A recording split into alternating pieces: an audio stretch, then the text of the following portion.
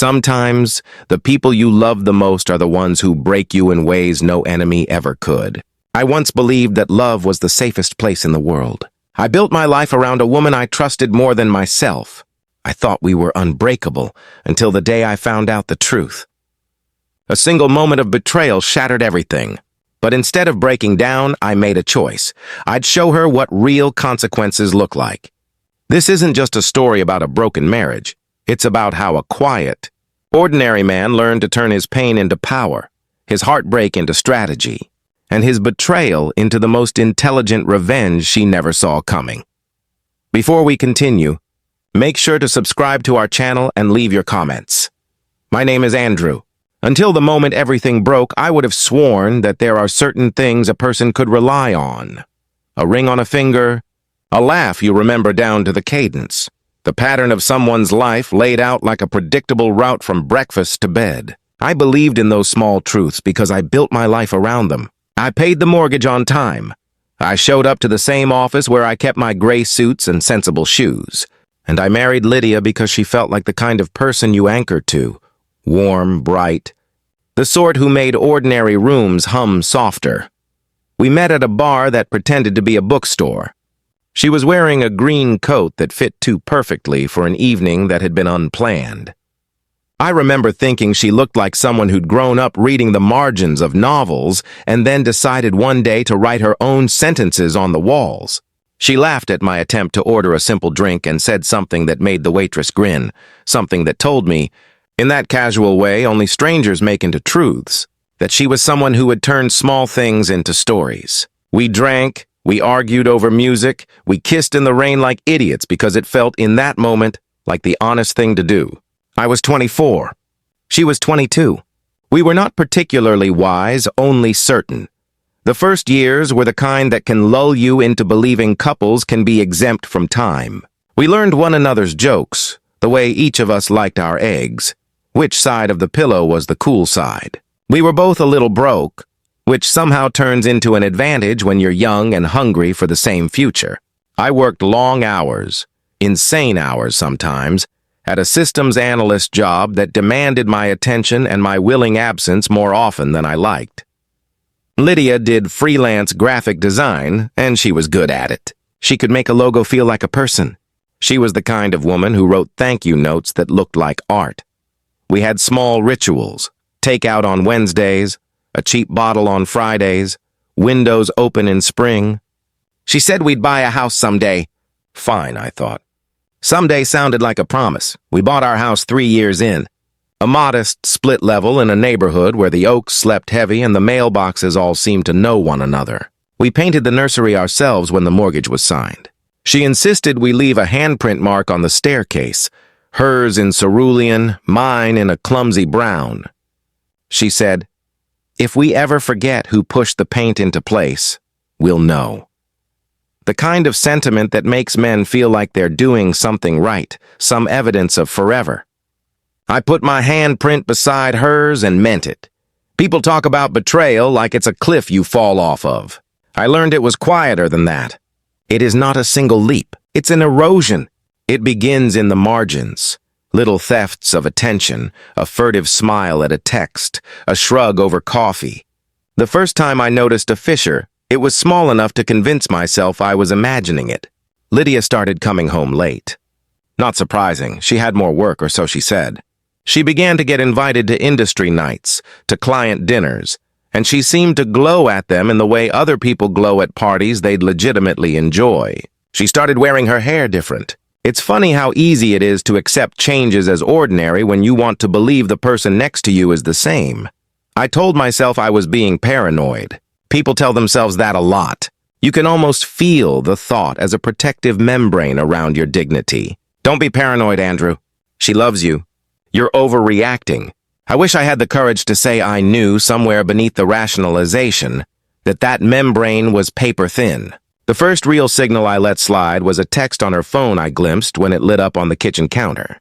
Soon, it said. When you're the sort of person who catalogs small patterns, a word like that reads like an ellipsis. At the end of a sentence your heart hasn't finished writing. I did not confront her then. I sat down across from her. watched the way her mouth moved when she complained about a client's demand, pretended not to notice the way her fingers lingered on the screen.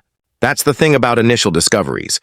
You don't want to crack the shell that might conceal something dear or dreadful, because the worst thing to know sometimes is what you see reflected back from the truth. Instead, I did what I always do when I need to feel less unstable. I collected data. People like me, systems guys, tend to turn everything into patterns. It's safer to assume a behavior is an algorithm than to accept that a person you loved is capable of making a choice that will dismantle you. She started using words like conference and client weekend with the easy cadence of someone who's been editing their accounts for weeks. Her phone, once a communal object between us, an honest, blinking presence on the kitchen island, was now face down whenever the two of us shared the same couch. She began to decline my offers to sit with her at company events. "It's a networking thing," she'd say. "You wouldn't like it." I believed her because of habit. Because my pride wants to stubbornly be charitable. Because I wanted not to look. It escalated the night I came home early. I had taken an unexpected day off. Personal business, a conference canceled, and thought to surprise her with dumplings from the place she loved. Her car was in the garage. The kettle hummed. I walked in quiet as one learns to walk when you're trying to catch moments unobserved. Through the half-open door of our bedroom, I heard laughter. Soft, intimate. My breath stilled. I did not move. I watched the silhouette of her in the glow of the laptop, face tilted toward it, smiling at someone who was not me. I should have stayed, stormed in, thrown accusations like stones, demanded explanations. I should have called her out with the elegant cruelty of truth. Instead, I stood there and cataloged the details. How often her foot tapped, how she tucked a stray hair behind her ear, the way two people fold intimacy into syllables. He had a name, Ryan Collins, a co-worker, married, 2 kids. In that moment, the world rearranged itself into things I could not ignore. Everything after that was slow violence. I moved out of the shared bed into the guest room for a while, convinced that proximity would make the gulf easier to bridge. It didn't. I began to feel like I was living in the margins of my own life. I would lie in the guest room, the ceiling light casting a thin rectangle on the wall like a sterile stage, and replay the day she'd hidden her phone behind a pillow. I saved every voicemail she left, every apology, like specimens in a jar, because grief often wants to be preserved in case it needs to be shown. But again, this is not the part where men shock themselves into revenge. I was not that melodramatic. I am neither a hero nor an idiot. I am a man who needs to think, and so I thought. If this was a pattern, if this was a network of choices and lies, then there would be tracks. Phones leave tracks. Payments leave traces. People under the pressure to conceal will always make mistakes because they are human. That's the mercy of being human. Our mistakes are the shape of our downfall if someone else chooses to observe. I bought a second phone, a cheap burner, and set it up to receive copies of any message she sent. I learned VPNs and remote backups, the kind of things that make you feel like a spy, but are really just tools for people who know how to hunt for truth. I built a little archive, a map of her days that looked at first like chaos and then like the clear hand of a weaving. There were patterns, late texts between 11 and 2, passwords used and reused, weekends where work translated into a hotel stay under another person's name. I am not proud of what I did, but I am honest about it. Collecting proof was how I kept from simply being a broken man on someone's couch. People ask me whether I ever thought of leaving completely, vanishing, divorcing, packing my resentments in a suitcase and walking away. The answer is yes often, but it is easier to abandon than to make someone accountable. Leaving lets them tell the story they prefer. Remaining, for me, was a choice to see the truth in the light and decide what to do with it. Revenge, as I began to understand it, is not simply a rending. It is perhaps the hardest form of courage. It requires you to be patient when the world wants you to be loud. It requires you to be strategical when all your instincts pull at the rawness. I kept playing the role of the oblivious husband. I cooked. I smiled at the baristas. I texted her banal observations about the weather. At the same time, I worked like a craftsman. I found out where Ryan's children went to school. I found the name of his wife, Clara, and in the embarrassing way humanity connects, I found that she knew nothing, in theory, of the affair. It's almost a kind miracle sometimes. Those who cheat believe they are being clever, until they are not. Ryan thought he was a ghost. Lydia believed in the illusion of secrecy she was weaving. Working with my system's mind, I started to create more than evidence. I created the conditions for revelation. I'm not going to lie, there was a dark thrill to planning. But I never once considered hurting anyone physically. My revenge, if you can call it that, would be psychological and social. I wanted them to suffer the humiliation of being known, to have the social mirrors they were polishing suddenly reflect the truth. If they prized their reputations, I would be honest with them in the terms they valued. If they prized privacy, I would make privacy a prison.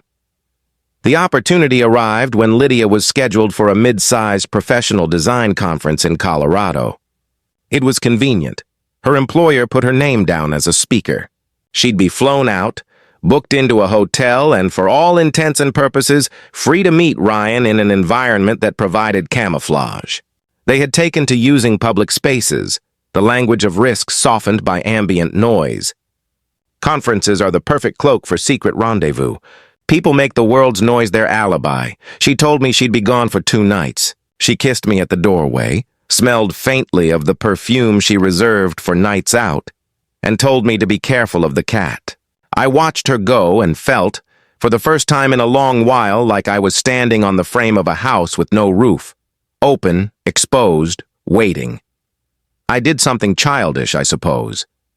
I followed. I booked a room under the pretense of visiting a client. Absurd, but the industry gloss would do.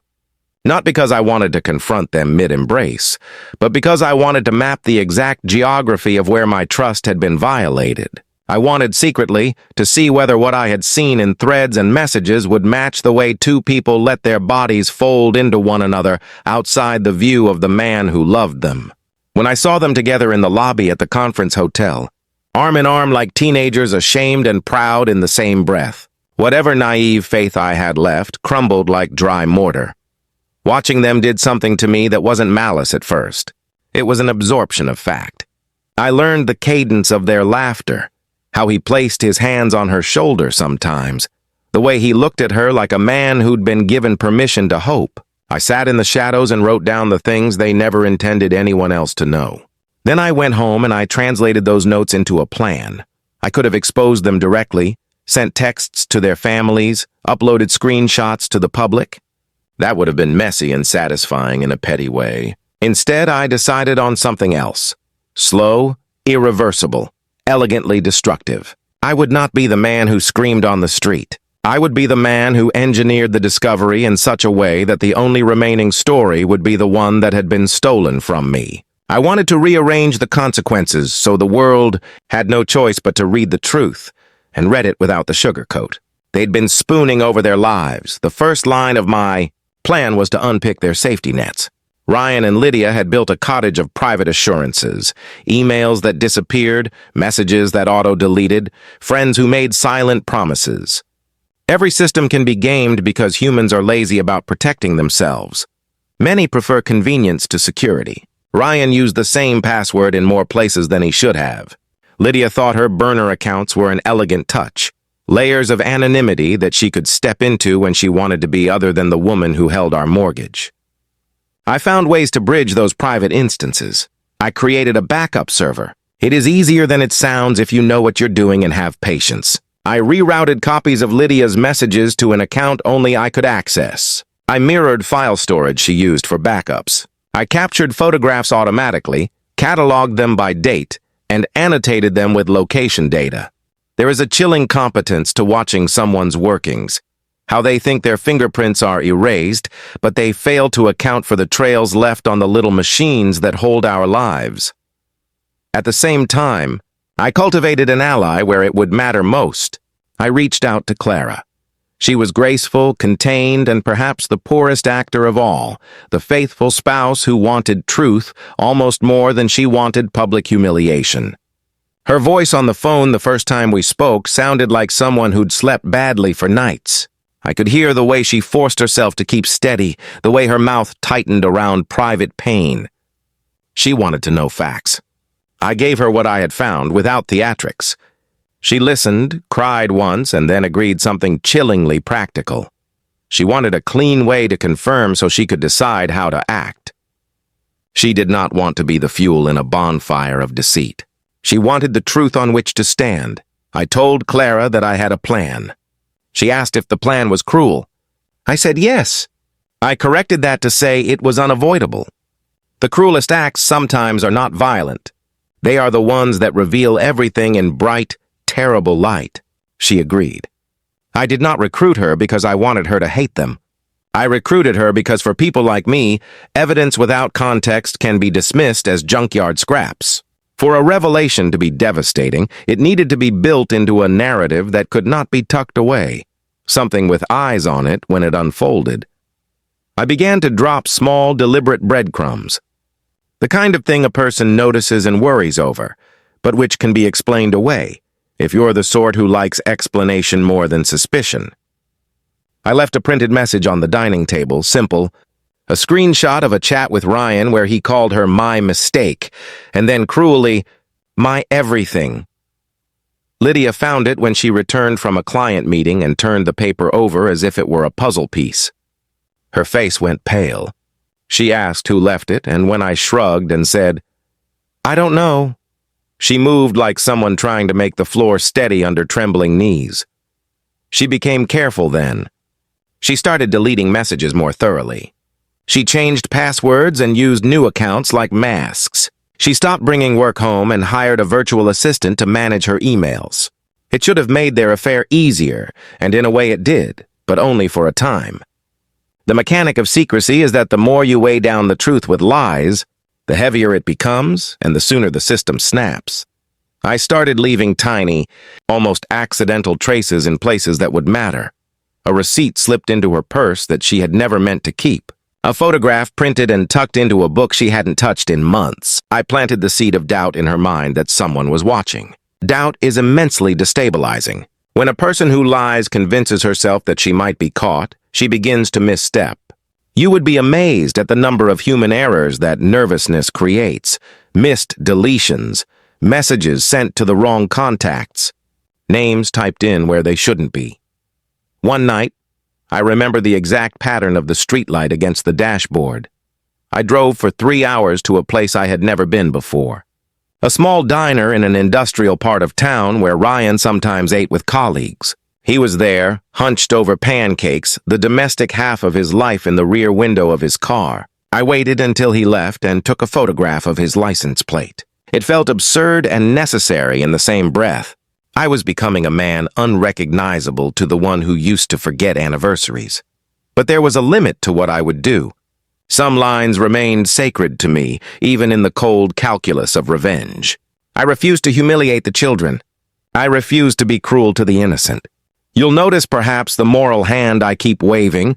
Maybe it is evidence of old love or a desperate attempt to preserve the last of my decency. Whatever it is, it held. My punishment was not to be a monster. It was to be a mirror. You might ask whether I felt satisfaction when their worlds began to tremble. The answer is complicated. There was a moment when I felt something like vindication, the small triumph of a fact being known that could not be rewritten. But there was also sorrow. I thought of our handprints on the staircase and felt something akin to grief for a version of myself that had believed forever could be negotiated with sandwiches and soft light. And still I planned. I refined the eventual reveal into events that could not be ignored, not for the petty pleasure of revenge, but for the sake of clarity. If a thing is true, it deserves the dignity of being recognized as such. I wanted Lydia, Ryan, and the world around them to confront their choices and the consequences that follow from choosing timely illusions over honesty. I wanted them to feel naked in the places they had used as shields. The most dangerous part of plotting is the way the plot changes you. I felt my heart harden into something I barely recognized at times. I worried that in turning their private life public, I would become exactly that which I despised. Revenge is a seduction. It shows you how clever you can be and then asks whether you are still decent under the cleverness. I would like to tell you the line I drew for myself was pure and unmoved. I am not a saint, and you will see my slips. But I never allowed the plan to become an atrocity. My aim was to expose, not to rend. The first piece of the plan to fall into place was domestic. I found out the club where Ryan's colleagues held their annual fundraiser, friends and families, a place that celebrated small things like PTA bake sales and corporate donations. I sent anonymously an encrypted package to the event organizer. A flash drive labeled Event Photos, containing carefully selected images and screenshots of Ryan and Lydia together in the lobby of the hotel. The messages with timestamps, things you can't simply wave away when proof sits on the table beside party platters. The organizer, when they opened it, was an intermediate figure. They were the kind of person who valued community standing and had no appetite for brewing scandals, but they had an obligation to respond to allegations that could affect their event. Within a week, rumors, innocuous at first like ripples in a pond, began. People who had seen a photo, someone who'd been handed a printed image, started asking questions. Ryan's wife, Clara, was informed roughly the way people get most terrible news now: an unsure text, a call in a hallway, the voice on the other end that doesn't quite have the shape of certainty. She found me after that, sat on a bench outside my apartment, and told me her hands had been numb since the phone call. She wanted evidence. She wanted truth and nothing more. That was the moment when the private became communal.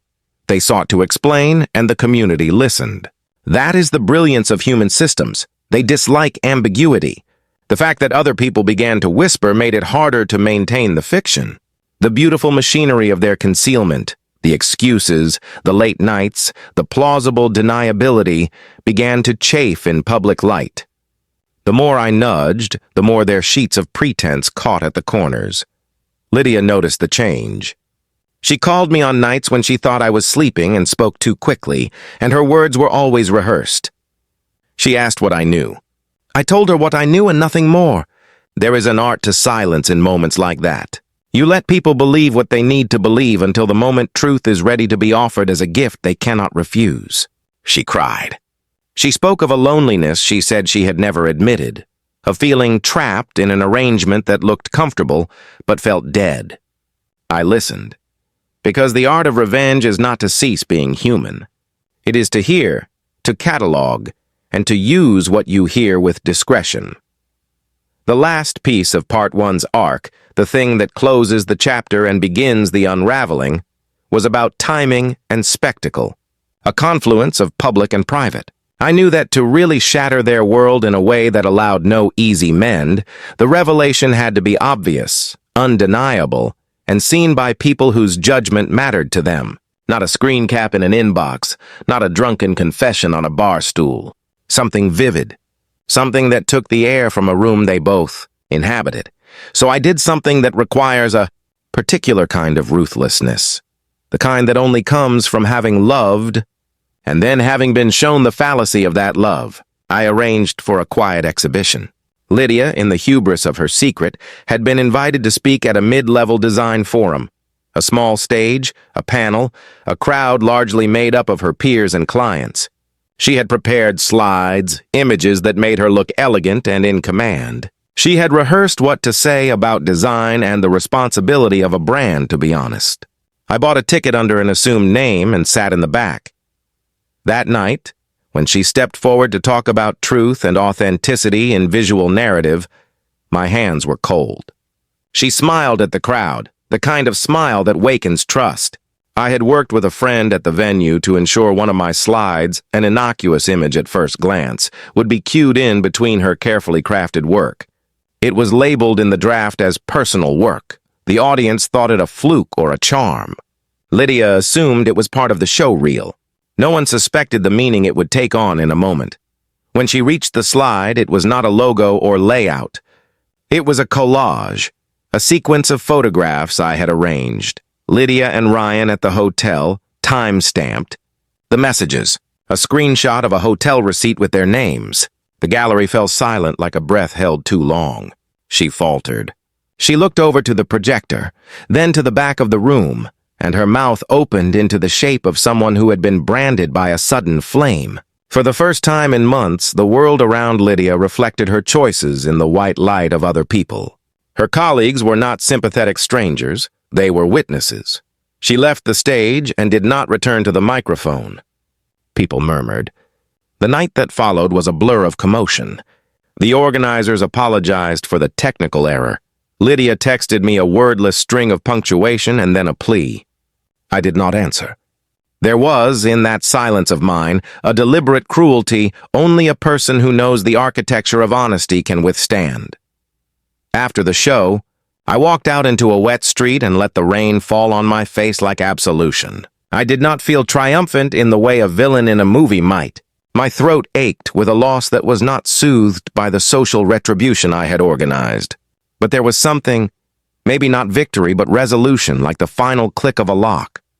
People will ask later whether I expected the fallout to be as total as it was. The answer is complicated. I expected the truth to hurt. I did not know whether walking them into the light would redeem me or damn us both. That is a question part 2 will have to take up. For now, the house where our blue handprints remained was quiet and hollow. Lydia did not come home that night. Ryan claimed he wouldn't speak. Clara confronted her husband in a way that made the tabloids in the tabloid-free corners of our social network. And I watched as small reputations shifted like paper boats in a sudden storm. I will tell you this about revenge. It does not fix the little things that made you happy. The cup of coffee she made Sunday morning still tasted like her in my memory. The way she hummed when she vacuumed is a soundtrack I will not easily erase. I did not plot to hurt children. I did not wish to make a mother miserable unless pain is an inevitable consequence of truth. I engineered the reveal because I could not tolerate a life written for me by someone else's half-truths. At the closing of this part of the story, I sit here with the evidence and the consequences in my hands. I will not claim I am clean. I traded one kind of moral injury for another. I have organized this narrative like a meticulous crime scene because that is what my life had become. I am a man who has been betrayed, who has designed a structure of revelation, who now watches the scaffolding tremble under the weight of truth. And so part 1 ends with the world tilted. The lights in our house do not glow like they used to. Neighbors walk their dogs and avoid my eyes. My phone rings sometimes with unknown numbers that, when I answer, are only the static of people who want to tell me they are sorry or to ask what on earth I was thinking. Sometimes I go to the staircase and look at the smudged blue handprint and feel, briefly, the warmth of a time before lines were drawn. I am not yet done, nor will I ever be if we are honest about what it takes to be whole again.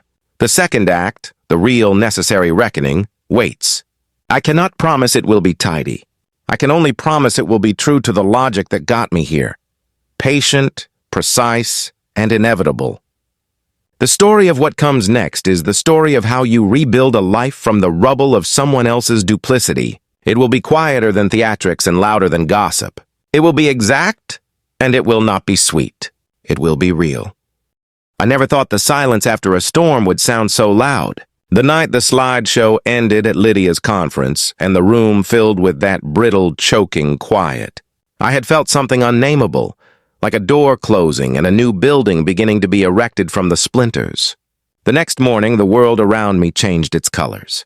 People I had nodded to in the street looked at me with a new kind of caution, as if my presence might still carry the scent of whatever had been exposed. Lydia's phone blew up with texts she could no longer cleanly delete. Ryan's messages turned frantic, then slow.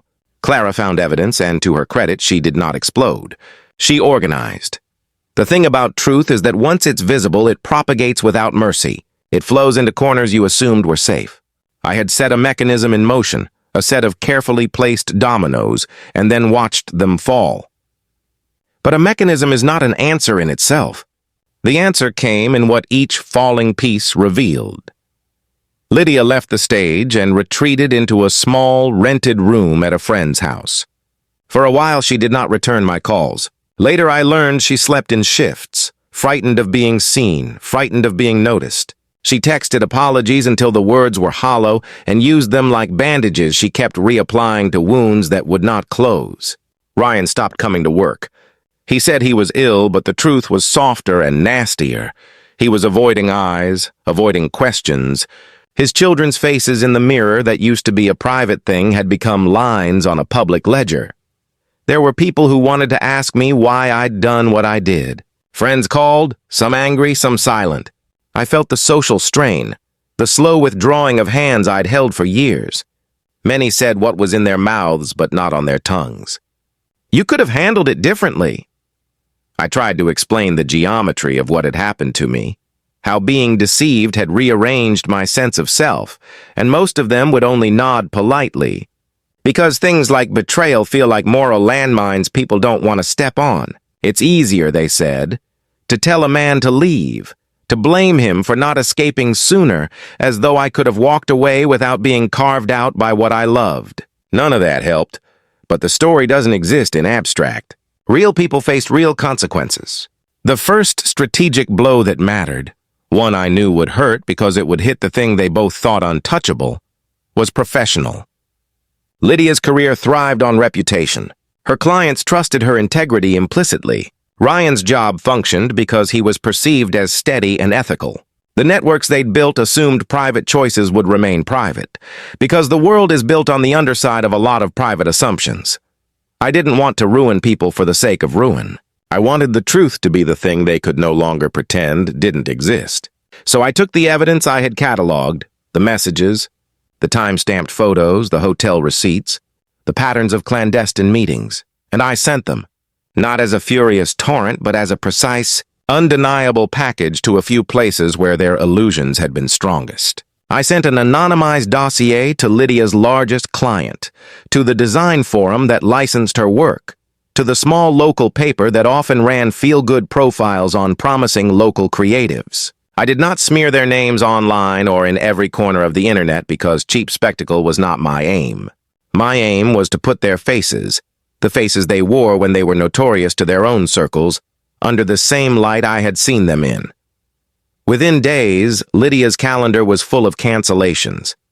The client I had informed quietly revoked a pending contract. She called me, voice raw, asking what I had done. I told her the truth in the slow, careful way I had learned to speak it. That my measure of justice was not spectacle, but truth. She answered with a silence that contained both pity and a furious, self-protective shame. She said, "You've ruined everything," which, in the way people sometimes say cruel things that are true, had a softness to it. I did not argue. I only listened. Ryan's decline had a different texture.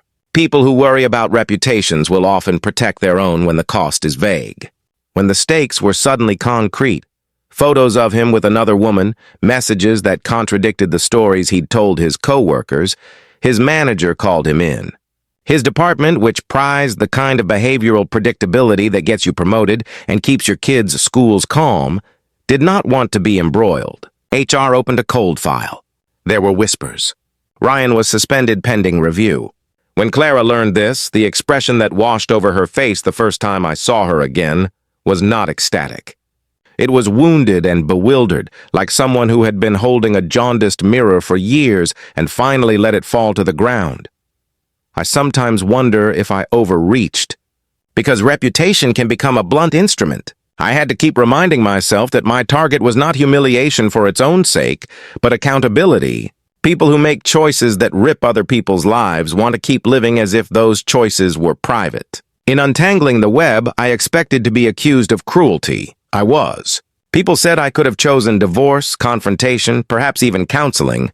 All true. But I had a stubborn conviction that honesty could not be negotiated into the shapes of convenience.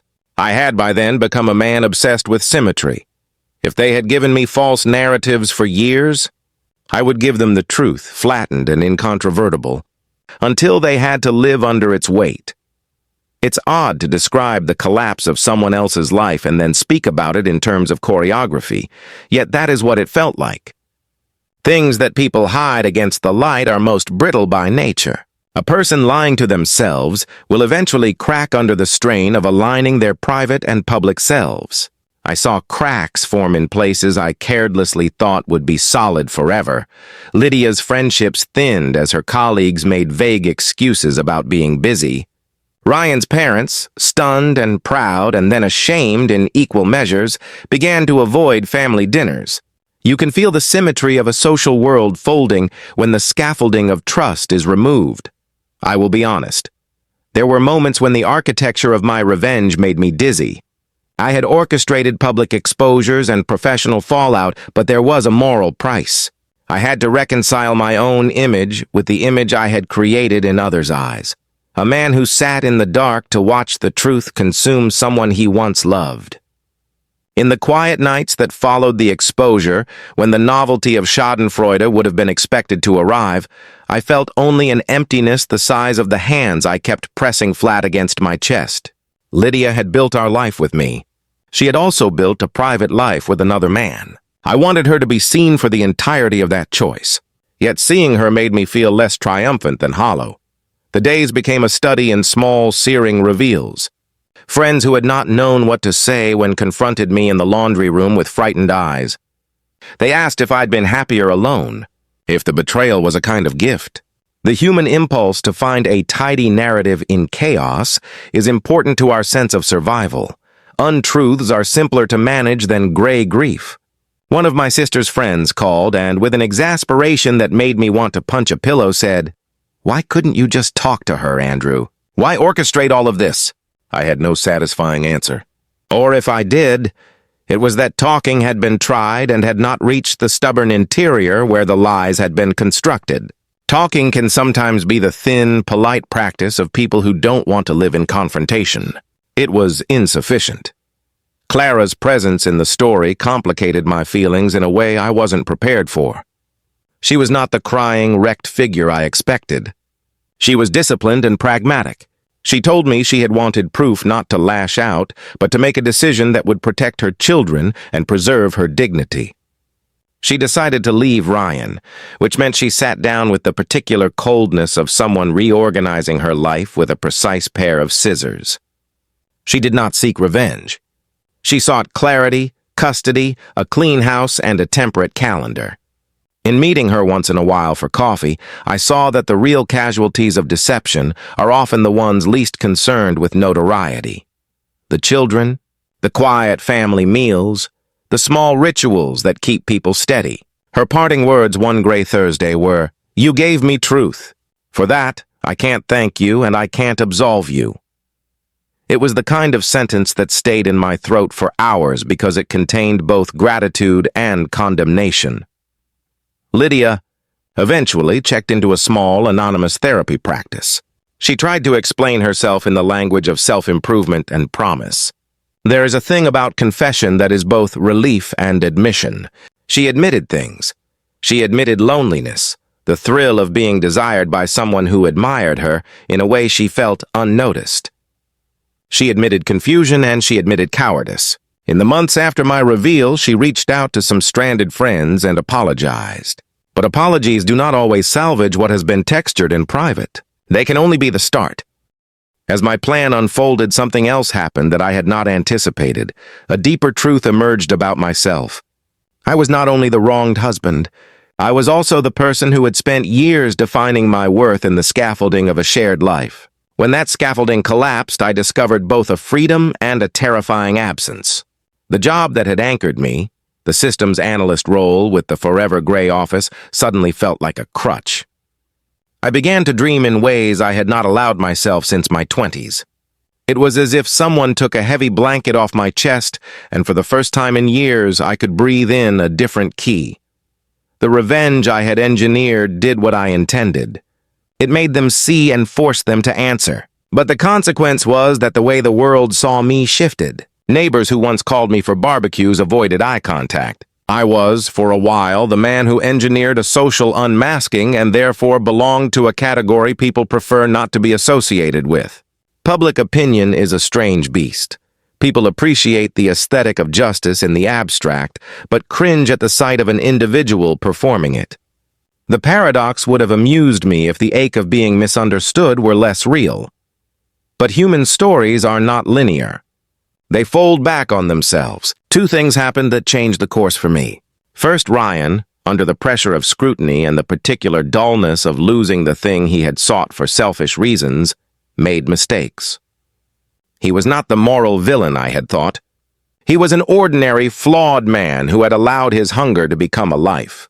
When professional consequences arrived, suspension, a slow distancing from colleagues, he reacted not with rage, but with disorientation. He lost the small social scaffolds that had made him feel stable. Seeing a man I had once in another life silently resented fall apart with bewildered grief made something in me ache unexpectedly. Second, and more unexpectedly, a woman from my past, someone I had not seen in a decade, reached out. Her name was Maria. We dated briefly in our 20s and then drifted. She had built a modest gallery that focused on artists who explored the ethics of the ordinary. She called me because she'd heard the whispers and wondered if the truth could be used to make something generative rather than destructive. She proposed that I contribute a piece, something that would explore the architecture of trust, betrayal, and repair. The idea of turning my grief into an object of reflection, rather than a performance of vengeance, appealed to me in a way that surprised me. Art is not always redemption, but it is a place where narrative can be reworked. I agreed somewhat cautiously. To present something for Maria's gallery, an installation that would not absolve Lydia or Ryan, but would ask the audience to sit with the moral complexity of what had taken place. The piece would not be a spectacle. It would be true. I collected some of the artifacts I had cataloged, the screenshots, the hotel receipt, a printed photograph of the handprints on our staircase, and displayed them among small vignettes that traced the life of a relationship from naivete to decay. I never published the full provenance or accused anyone publicly. The piece focused on the interior architecture, the small choices, the isolation, the way silence can be complicity. The community came, some curious, some judgmental, some empathetic. People cried in front of the installation. Some people left angry. Maria said the point was not to make the audience judge, but to lay out the terrain where judgment operates. I tell you this because what revenge had started with a cold arithmetic of exposure, art turned into a conversation. The gallery did not heal all wounds, but it offered me a path to be seen as someone who had been wronged, but who did not want to be only that. People began to speak to me again, not always gently, but with a nuanced curiosity. It was the first time in months that I felt like I had a voice that could be used for more than orchestrated truth. And yet, the legal and social consequences continued to unfold in their own dry, procedural ways. Ryan and Clara divorced, quiet, efficient, the way people end things now when they have children to consider.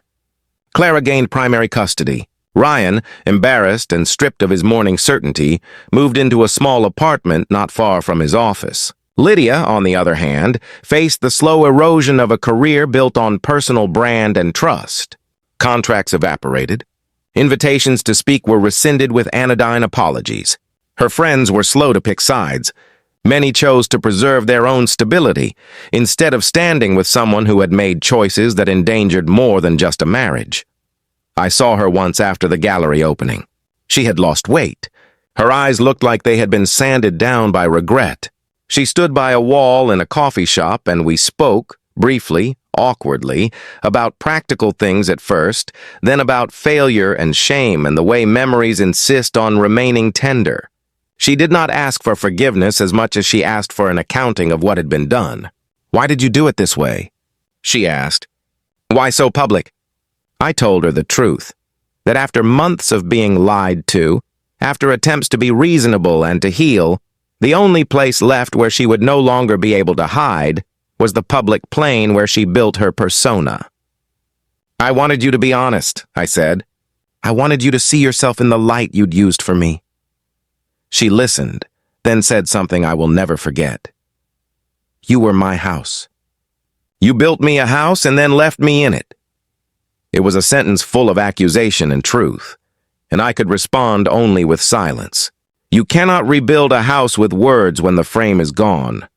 Months passed and the public interest waned as it always does.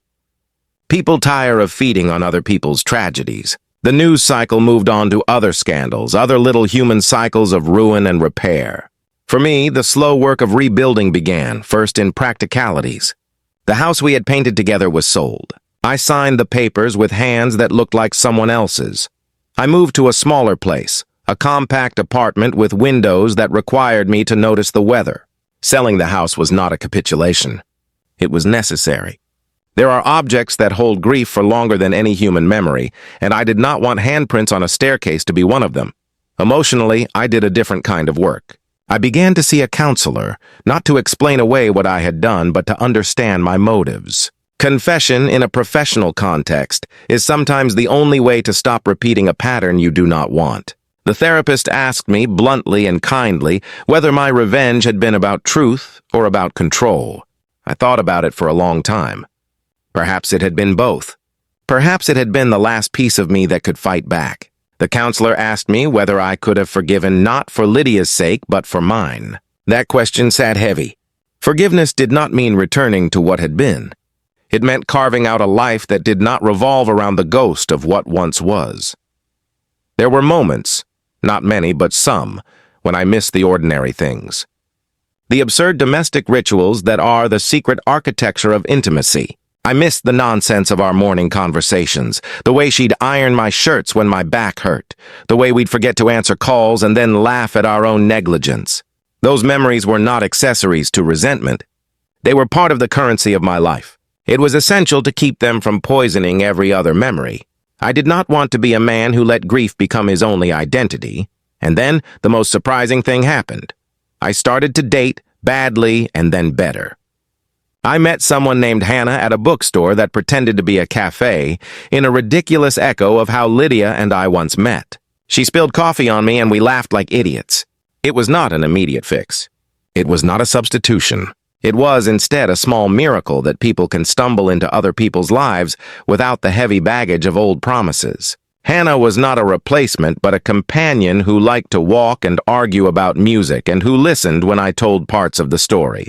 She never asked for full confession. She simply asked for honesty. Honesty, I had learned, is not a single event but a sustained practice. There were consequences, enduring and quiet. Lydia's friendships never fully returned to the way they were. Ryan and I shared, once in a grocery store, a brief exchange where neither of us found words that could make right what had been wrong.